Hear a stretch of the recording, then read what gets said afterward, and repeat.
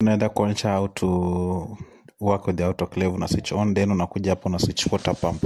Hii inafungulia maji ili iweze kutoka huko kwa water bath yake ama mahali kuna maji.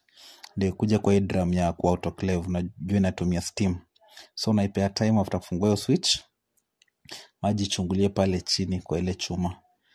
Then unaona hiyo maji inakuja sasa. Then unarudi una switch off the water switch. Then unaweka hapo hivyo sasa, hiyo ni maji, unaweka tools zako ndani vizuri zile umeosha, alafu umezipaka vizuri unaweka, alafu unafunga. Hakikisha iko airtight kabisa ili silete maafa, isikukose injury, ikuumize. Hiyo steam inatoka hapo ndani. After umefunga vizuri sasa, unakuja hapa unaangalia kuna long cycle curing ya one bar inachukua 50 minutes. Alafu kuna short inachukua 30 minutes. Sasa unaona hapa hii ni 1 bar 50 minutes, alafu ingine ni ya 2 bar.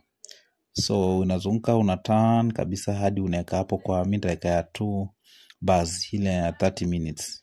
Alafu chini unaona pia nimepima. Chini hapo ni kwa 2 bar. Kama utaweka 50 pia unaweka 1 hiyo ya 1 minute ya 50 minutes, sorry. So size imeboil, inakaribia kuisha.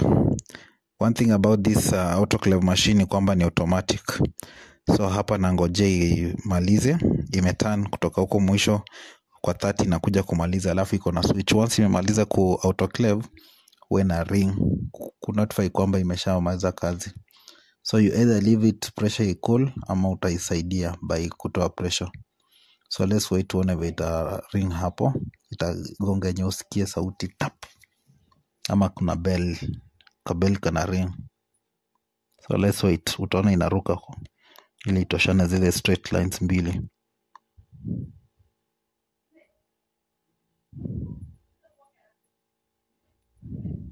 Ndio hiyo imeruka. Sasa ishamaliza kazi yake, sha autoclave zile tools zilikuwa huko ndani.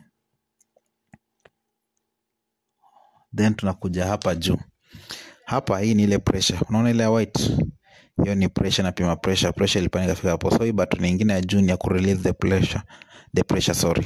So unaona nime release pressure by switching on, alafu kiangalia ina drop. Ilitoka huko kwa 3 inarudi chini pole pole. So usiaifungua kama hiyo pressure haijakuja hadi 0. Hiyo pressure hapo ndani inaweza kuua. The pressure is too high, hiyo pressure ni mingi sana. So nangoje hiyo pressure ikuje ifike 0, then ndio nifungulie ile mlango, the main one. Hapo unaona vena drop pole pole.